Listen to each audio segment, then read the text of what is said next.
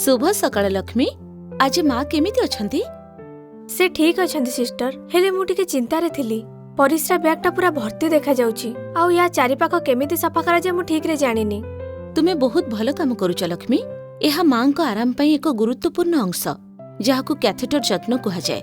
एहा संक्रमणरू रक्षा करे एवं तांकु सफा, सुखिला और सम्मानर सह रखिबारे सहाय्य करे। प्रथमे सबुबेले साबुन और प्रवाहित पानी रे निज हाथ को भल भाबरे धुओ। एक सफा तौलिया रे हाथ को सुखाओ। तापर ग्लोव्स एवं मास्क पिंधि दियो। एहा माँ को संक्रमणरू सुरक्षित रखिबो। कैथेटर को छुईबा पूर्वरु परिस्रा सहजरे बाहरुची कि नाही ताहा जांच कर।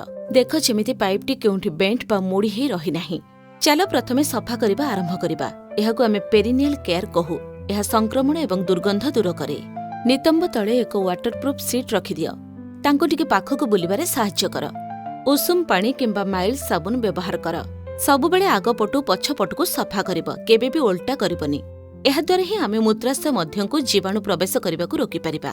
एबे कैथेटर लागिथिबा जागार चारिपाख सफा कर। शरीरर निकट अंशरु आरंभ करी बाहर पटकु पोछ। प्रतिथर नुआ तुळा व्यवहार कर। केबे भी कैथेटर को टाणिबनी किंबा मोड़िबनी। एमिति ना सिस्टर? हाँ, पूरा ठीक। सफा करिबा परे एक नरम तौलिया रे धीरे धीरे सुखाई दिया। एबे देखो बैगटी पूरी गलानी कि? एहा प्राय 3/4 भर्ती हे गले आमे एहाको खाली करि दबा। सबुबेले बैग को ब्लैडर स्तर ठारू तळे रखिबो एवं केबे भी चटाण किंबा भूई उपरे रखिबो नाही। काम सरिबा परे ग्लोव्स काढी दियो, पुणी थरे हाथ धोई दियो एवं मां को आराम रे सुआई दियो। पुरुष मानक पई मध्य प्रक्रिया समान, केवल सफा करिबा शैली सामान्य अलगा। लिंगर अग्रभागरु आरंभ करी धीरे धीरे बाहर आड़को सफा करंतु। प्रतिथर पोछिबा पई गोटिए लेखाएं तुळा व्यवहार करंतु। जेउठारे कैथेटर प्रवेश करिछि सेई जागार चारिपाखकु शरीररु बाहर आड़को सफा करंतु। कोनोसी पाउडर किंबा लोशन व्यवहार करंतु नाही। पाइप को सीधा रखंतु एवं बैग को सुरक्षित भाबे रखंतु। जंघ, बेड किंबा व्हील चेयर रे, किंतु सबुबेले ब्लैडर स्तर ठारू तळे। लक्ष्मी, प्रतिदिन एई सहज कथा गुडीको मने रखिबो। कैथेटर किंबा बैग छुईबा पूर्वरु एवं परे निज हाथ धोइब। सेई स्थान को छुईबा समय रे सफा ग्लोव्स पिंधिब। परिस्रा सहजरे बाहरुची कि नाही जांच कर। पाइप जेमिति केउंठी मोड़ी हे नथिब। बैग 3/4 भर्ती हेले दिनकु अति कमरे थरे एहाको खाली कर। अपरिष्कार हाथ रे केबे भी आउटलेट भाल्व को छुओ नाही। बैग को सबुबेले ब्लैडर स्तर ठारू तळे रख। चटाण रे केबे भी रख नाही। प्रतिदिन साबुन एवं पानी रे कैथेटर चारिपाख सफा कर, किंतु जोरे घसीब नाही। कैथेटर पसिथिबा स्थान पाखरे कोनोसी पाउडर किंबा क्रीम लगाओ नाही। जदि पाइपटी अलगा हे जाय तेबे ताकु निजे केबे भी पुणी जोड़ नाही। तुरंत नर्स को डाक।